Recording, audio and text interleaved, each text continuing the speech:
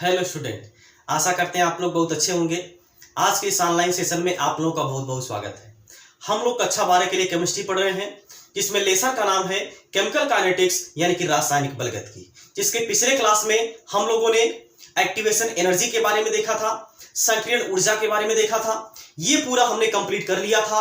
जैसे या फिर ये भी पिछले क्लास में हम लोगों ने कवर कर लिया था कि सक्रियण ऊर्जा जो होती है उस पर कैटलिस्ट का क्या इफेक्ट होता है, उत्प्रेरक क्या क्या प्रभाव होता है। ये सब जो होगी पिछले क्लास में हम लोगों ने एकदम बेसिक से डिटेल से स्टडी कर लिया है, ठीक है ना। आज की क्लास में हम इस चैप्टर की आखिरी टॉपिक पढ़ेंगे। इसके बाद एक लेक्चर और आएगा जिसमें हम लोग इस टॉपिक पर न्यूमेरिकल देख लेंगे, ताकि आप लोगों का ये जो लेक्चर ये जो आपका लेसन है ये पूरा एकदम जीरो से लेकर के आपका अंत तक एकदम पूरा कंप्लीट हो जाएगा। इसमें कोई भी टॉपिक छूटने वाला नहीं है, ठीक है। तो आज की क्लास में हम लोग पढ़ेंगे एक मोस्ट इंपॉर्टेंट टॉपिक जिसका नाम है अर्हीनियस इक्वेशन यानी कि अर्हीनियस समीकरण, ठीक है ना। ये बहुत ज्यादा इंपॉर्टेंट है। ये कई बार एग्जाम में पूछा गया है, चाहे आप कॉम्पिटिटिव एग्जाम की बात करें, चाहे आप यूपी बोर्ड की एग्जाम करें, या फिर बिहार बोर्ड की एग्जाम करें, या फिर सीबीएसई बोर्ड की एग्जाम करें, ईयर की बात करें, तो ये सब में ये क्वेश्चन जो कि कई बार रिपीट किया गया है, कई बार क्वेश्चन पूछा गया है, ठीक है ना। तो चलिए अब हम लोग इस इंपॉर्टेंट टॉपिक के बारे में डिस्कशन करते हैं, ठीक है। देखिए क्या है अर्हीनियस इक्वेशन,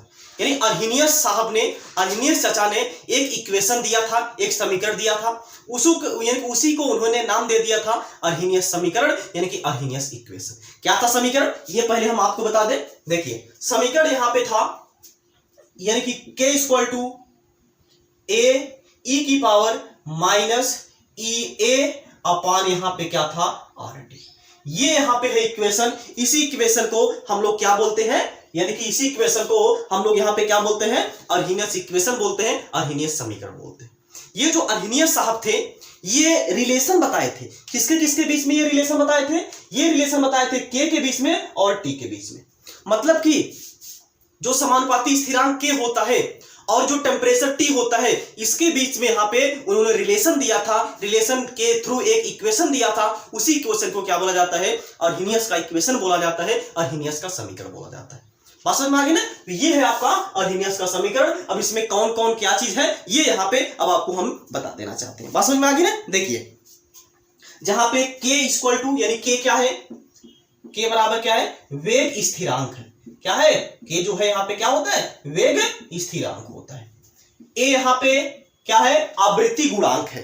क्या है यहाँ पे, यानी कि जो आपका a है वो क्या है यहाँ पे भैया, ये है आवृत्ति गुणांक, ठीक। ये क्या है, आवृत्ति गुणांक यहाँ पे होता है, ठीक है।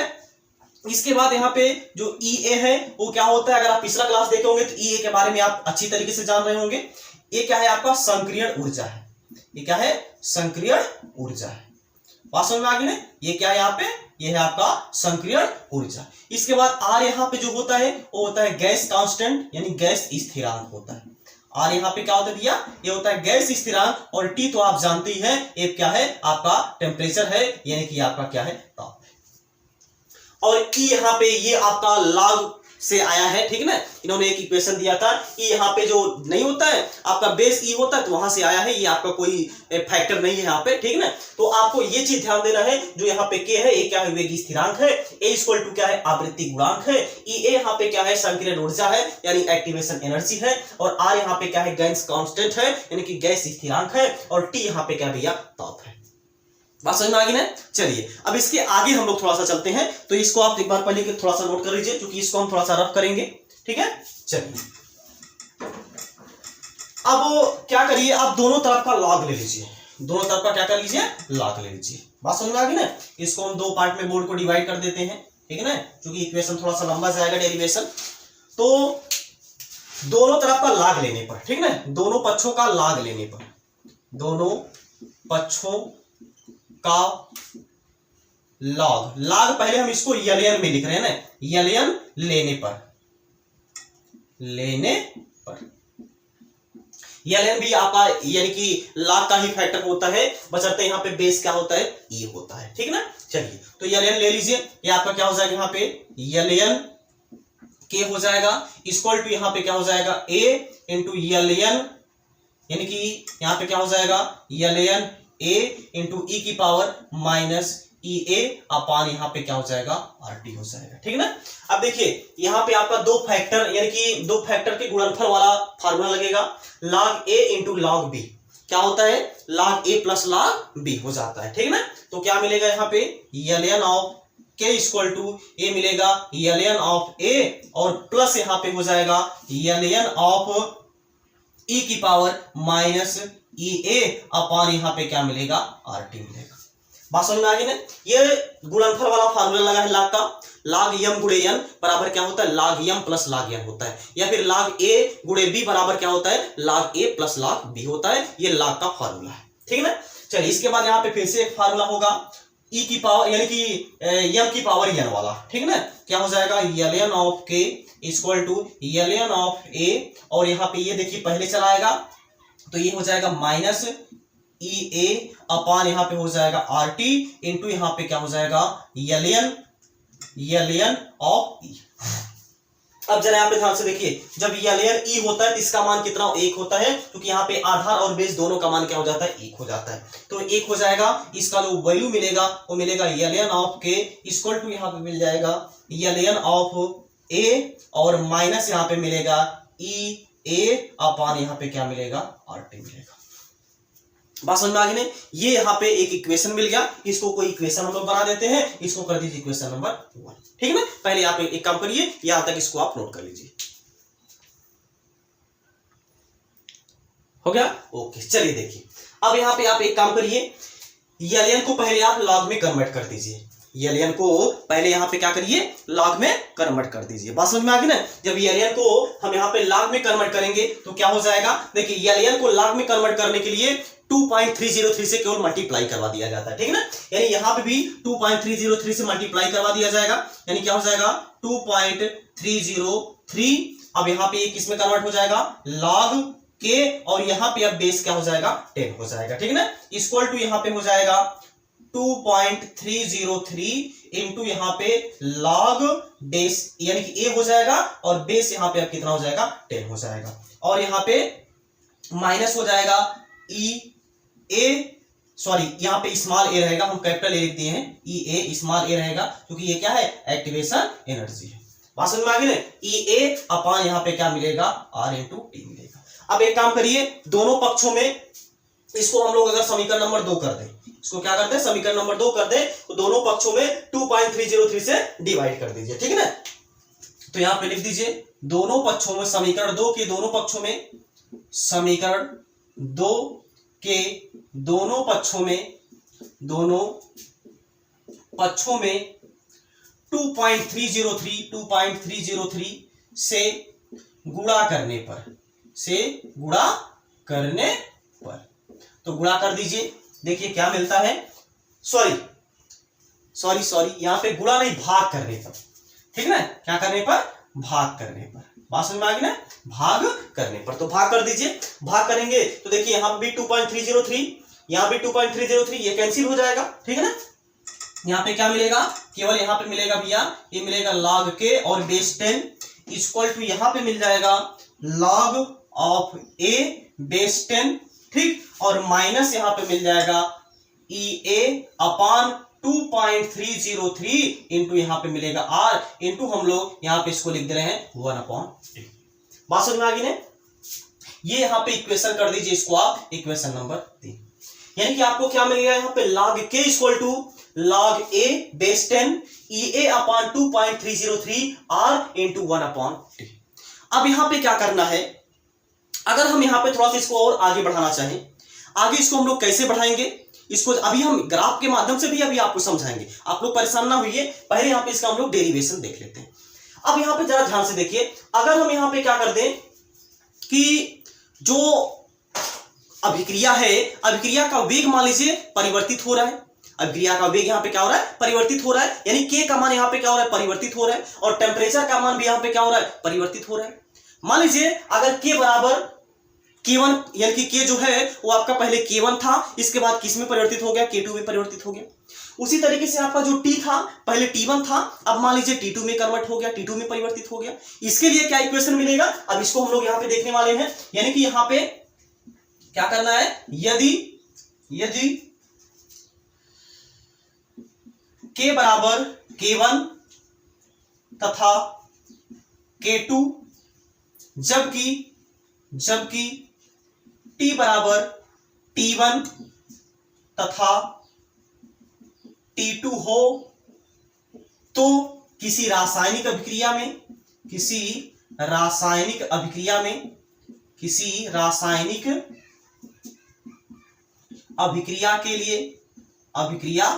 के लिए क्या मिलेगा? किसी रासायनिक अभिक्रिया के लिए देखिए इसको अब यहां पे क्या मिलेंगे, इसको हम लोग लिख देंगे log K1 आ जाएगा, इक्वल टू यहां पे क्या हो जाएगा log ऑफ A बेस 10 और यहां पे हो जाएगा माइनस EA अपॉन 2.303 इंटू यहां पे क्या मिल जाएगा 1/T1 मिल जाएगा। इसको कर दीजिए इक्वेशन नंबर 4। उसी तरीके से K2 का मान निकालेंगे तो log of K2 equal to यहां पे मिल जाएगा log of A base 10 minus EA upon 2.303 into यहां पे मिलेगा 1/T2। इसको कर दीजिए इक्वेशन नंबर 5। बात समझ में आ गई ना? ये हो गया इक्वेशन नंबर यानी कि 4, ये हो गया इक्वेशन नंबर 5। अब यहां पे आपको क्या करना है, इक्वेशन नंबर 4 में से इक्वेशन नंबर 5 को क्या कर देना है, घटा देना है। समझ में आ गई? चूंकि देखिए नहीं, आप ऐसा करिए इक्वेशन नंबर 5 में से इक्वेशन नंबर 4 को घटाइए, इक्वेशन नंबर 5 में से इक्वेशन नंबर 4 को घटाइए। चूंकि यहां पे देखिए जो k है किसका मान ज्यादा है, K2 का मान ज्यादा है, और हम लोग हमेशा जानते हैं ज्यादा वाले में से कम को घटाया जाता है, तो ज्यादा यहां पे कौन होगा, K2 होगा। क्योंकि सम स्थिरांक पहले आपका क्या था, K1 था, इसके बाद बढ़ करके क्या हो गया, K2 हो गया, तो ज्यादा कौन है, K2 है ना। इसी तरीके से टेम्परेचर को भी की अगर हम बात करें तो आपका टेम्परेचर यहाँ पे क्या ज्यादा T1 है, T2 है, T2 का मान ज्यादा है और T1 का मान क्या है, कम है। तो इसमें से हम लोग क्या करेंगे, यानी कि इक्वेशन नंबर 4 को घटाएंगे, यानी इक्वेशन नंबर 5 में से इक्वेशन नंबर 4 को घटा देंगे। ठीक है ना? तो पहले आप एक काम करिए, इधर का नोट कर लीजिए, इसके बाद हम आपको ये आपको बताए, इसका डेरिवेशन हम आपको बताए। एक मिनट थोड़ा सा देख लें, जगह है क्या, एक स्टेप आ जाएगा क्या? ठीक है, एक स्टेप और आ जाएगा, एक स्टेप हम यहाँ पे और बता दे रहे हैं। देखिए यहाँ पे नहीं तो ठीक है, कर दीजिए। यहाँ पे क्या हो जाएगा, यहाँ पे थोड़ा सा हम लिख दे रहे हैं पहले, समीकरण 5 में से समीकरण 4 घटाने पर, ठीक है ना? तो घटा दीजिए, घटाने पर क्या मिलेगा इसको हम यहां पे लिखेंगे। तो पहले आप एक काम लिखिए, इसको पहले आप नोट कर लीजिए। हो गया, ओके। चलिए देखिए अब यहां पे क्या करना है, समीकरण 5 में से समीकरण 4 को क्या कर देना भैया, माइनस कर देना है, यानी क्या कर देना है, इसको घटा देना है। जब इसको घटाएंगे तो क्या मिलेगा, इसको अब यहां पे जरा ध्यान से देखिए। देखिए घटाएंगे तो आपका लेफ्ट साइड का लेफ्ट साइड में घटाएंगे, राइट साइड का राइट साइड में क्या हो जाएगा, यहाँ पे log of K2 minus log of K1, ठीक है ना, इक्वल टू यहां पे मिल जाएगा, इक्वल टू यहां पे मिलेगा आपका ये देखिए इक्वेशन नंबर 5 है, इसमें से घटाना है, ये क्या हो जाएगा log ऑफ A बेस 10 और यहां पे क्या है minus EA upon 2.303 into 1/T2। ठीक है, अब माइनस करना है इसको, इक्वेशन नंबर 4 को, ये क्या हो जाएगा log A बेस 10। देखिए जहां पे हम बेस नहीं लिख रहे हैं 10, वहां पे आप लोग जानिएगा वहां पे बेस हमेशा 10 रहता ही है, ठीक है ना, लिखे या ना लिखे हमेशा बेस वहां पे 10 होता ही है, ठीक है ना। ये घटाइए क्या हो जाएगा log A बेस 10 और यहाँ पे आप देखिए जब घटा रहे थे माइनस माइनस क्या हो जाएगा, अब यहाँ पे प्लस हो जाएगा, प्लस हो जाएगा, यहाँ पे EA अपॉन 2.303 इंटू यहाँ पे 1 अपॉन यहाँ पे क्या हो जाएगा T1 हो जाएगा। अब जरा यहाँ पे ध्यान से देखिए, यहाँ पे क्या है log A बेस 10, यहाँ पे log A बेस 10, यानी यहाँ पे क्या है प्लस में log A बेस 10 था, यहाँ पे माइनस में log यानी कि log A बेस 10 था, ये दोनों आपस में क्या हो जाएगा, कैंसिल हो जाएगा। जब कैंसिल हो जाएगा तो क्या बचेगा आपका, यही तो बच रहा है minus EA upon 2.303 into 1/T2 बच रहा है, और यहाँ पे प्लस यहाँ पे क्या बच रहा है EA अपॉन 2.303 और यहाँ पे क्या बच रहा है आपका T1। तो यहाँ पे आपका मिल जाएगा log ऑफ, और एक चीज देखिए थोड़ा सा हम यहाँ पे सार्ट कर रहे हैं, सार्ट क्या कर रहे हैं, देखिए ये है log K2 माइनस K1, इसको हम लोग क्या लिख सकते हैं, log K2 बटे K1 लिख सकते हैं ना, log m माइनस n बराबर क्या होता है log m, यानी कि log m minus log n बराबर क्या होता है, log m बटे n होता है, ये फार्मूला होता है। तो ये हो जाएगा log of K2 upon K1 और बेस यहाँ पे तो 10 रहेगा ही, ये बराबर, अब हम प्लस वाले को पहले लिख रहे हैं ना, ये प्लस है जिसको हम लोग पहले लिख रहे हैं, ये हो जाएगा EA अपॉन 2.303, ये क्या है 3 है, ठीक है ना, 2.303 इंटू यहाँ पे क्या मिलेगा 1/T1, 1/T1, ये माइनस मिलेगा EA/2.303 इंटू यहाँ पे क्या मिलेगा 1/T2 मिलेगा। ठीक है ना। अब यहाँ पे दोनों में EA/2.303 कॉमन है तो कॉमन कर लीजिए, ये मिलेगा log K2/K1 बेस 10 तो रहेगा ही, ये बराबर यहाँ पे आपको मिल जाएगा EA/2.303 इंटू यहाँ पे मिलेगा 1/T1 माइनस क्या मिलेगा 1/T2 मिलेगा। ये यहाँ पे आपका इक्वेशन आ जाएगा। क्या इक्वेशन आ जाएगा? log of K2/K1 equal to EA/2.303 और यहाँ पे 1/T1 माइनस 1/T2। ये जो यहाँ पे इक्वेशन आया है, इक्वेशन किसके किसके बीच में आया देखिए, EA T और यहाँ पे K के बीच में। लेकिन यहाँ पे ये जो रिलेशन है आपका EA और ये आपका T और K के बीच में ये रिलेशन निकालना था, और अर्हिनियस ने इसी के बीच में ये रिलेशन बताया था। ये जो यहाँ पे इक्वेशन आया है ये आपका क्या है, इसका डेरिवेशन है। इसी को हम लोग क्या बोलते हैं, अर्हिनियस का डेरिवेशन का जो इक्वेशन मिलता है आपको यही मिलता है। अब यहाँ पे अगर आपको कैलकुलेट करना होगा, कोई भी चीज कैलकुलेट करना होगा तो आपको क्या होगा, जब भी चीज गिवन होगा और एक चीज नहीं गिवन होगा वही यहाँ से आपको कैलकुलेट कर देना होगा। बात समझ में आ गई? इसको आप नोट कर लीजिए। इसके बाद हम ग्राफ की तरफ आगे चलते हैं। इसका ग्राफ कैसे बनेगा ये बहुत ज्यादा इंपॉर्टेंट है, उसको अब हम बताने वाले हैं। पहले एक बार आप एक काम करिए, इसको पहले आप नोट कर लीजिए। ठीक है, चलिए देखिए अब हम लोग इसका ग्राफ देखते हैं, ग्राफ कैसे बनता है। ठीक है ना। देखिए ये यहाँ पे ग्राफ कुछ ऐसा दिखेगा, ग्राफ कुछ ऐसा यहाँ पे बनेगा। ये यहाँ पे 1/T को रिप्रेजेंट करेगा। ये क्या है 1/T, इधर जाने पर क्या हो रहा है 1/ टेम्परेचर इंक्रीज कर रहा है। इधर ये जो है ये क्या रिप्रेजेंट कर रहा है, ये आपका ये इक्वेशन समीकरण 3 से देखिएगा, कहां से, समीकरण 3 से। ठीक है ना। क्या है समीकरण 3, पहले हम सबको मिटा दें ताकि आप लोग कंफ्यूज ना हो जाइए। ये समीकरण नंबर 3 है, इसी समीकरण नंबर 3 से यहाँ पे ग्राफ जो है कि बनता है। ठीक है ना। देखिए हम लोग जानते हैं एक मैथ में फार्मूला होता है, क्या होता है y इक्वल टू क्या होता है mx प्लस c होता है। ये आपका समीकरण होता है। y के स्थान पर ये है, m के स्थान पर आपका a माइनस x है। इसको हम लोग ऐसे भी लिख सकते हैं log of k base 10 equal to, इसको हम पहले लिख रहे हैं, ये हो जाएगा माइनस EA/2.303 इंटू यहाँ पे r और इंटू यहाँ पे क्या हो जाएगा 1/T। ठीक, y इक्वल टू mx और प्लस यहाँ पे क्या हो जाएगा c के स्थान पर क्या है यहाँ पे log ऑफ a और बेस यहाँ पे 10 है। अब देखिए यम के स्थान पर क्या है आपका, यम क्या होता है यहाँ पे ढाल होता है। यम क्या होता है यहाँ पे ढाल होता है। यम के स्थान पर आपका क्या है EA/2.303 इंटू r यहाँ पे। बात समझ में आ गई ना। और ये तो आपका टेम्परेचर है, इधर आपका टेम्परेचर इंक्रीज कर रहा है, इधर ऊपर आपका ये जो है log k है, इधर आपका ऊपर क्या है ये है log ऑफ k और बेस यहाँ पे क्या है 10। अब देखिए यहाँ पे ये जो ढाल है, ढाल यहाँ पे माइनस की तरफ रिप्रेजेंट कर रहा है, मतलब यहाँ पे माइनस में आ रहा है, माइनस में आ रहा है, मतलब कि ये जो ढाल है आपका यहां से यहां तक ऐसे कुछ इसका ग्राफ देखने को मिलेगा। ये आपका क्या हो गया, ये आपका हो गया माइनस EA/2.303 इंटू यहां पे मिल जाएगा r। ये क्या है, ये ढाल है, ये क्या है ढाल है। और ये आपका ये जो आपका log a है ये क्या होता है अंतःखंड होता है, यानी ये आपका क्या है अंतःखंड, ये क्या है अंतःखंड है। और इसका जो मान होगा ये क्या हो जाएगा log ऑफ a हो जाएगा और बेस यहाँ पे क्या हो जाएगा 10 हो जाएगा। ये इसका ग्राफ मिलेगा। ये यहाँ पे क्या है 1/T है, ये आपका क्या है यहाँ पे ढाल है भैया, ये ढाल क्या है माइनस EA/2.303 r मिलेगा। और इधर जो है कि इंक्रीज कर रहा है क्या log ऑफ k। ये इसका अर्हिनियस के इक्वेशन का जो ग्राफ है ये ग्राफ है और इसका ये डेरिवेशन है। आशा करते हैं आप लोगों को ये बहुत बढ़िया से समझ में आया होगा। इसको पहले आप एक काम करिए, एक बार पहले इसको आप नोट कर लीजिए। हो गया ओके। तो आज की क्लास में बस इतना ही।